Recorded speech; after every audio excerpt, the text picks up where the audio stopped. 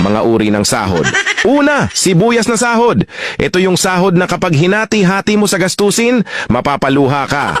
Pangalawa, pampapayat na sahod. Ito yung sahod na habang tumatagal, pakonti ng pakonti, ang natitirang pangkain mo.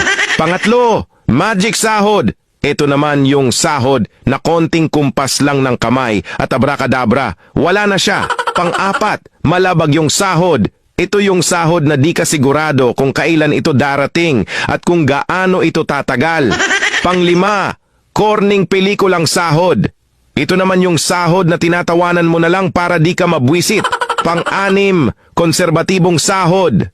Ito yung sahod na nakakawala ng inspirasyon. Pang-pito, baog na sahod. Ito naman yung sahod na kahit anong trabaho ang gawin mo, wala pa ring kalalabasan ito. Pang-walo, reglang sahod. Ito yung sahod na isang beses isang buwan lang dumating at tumatagal lang ng 3 araw. Alin sa 8 ang sahod mo?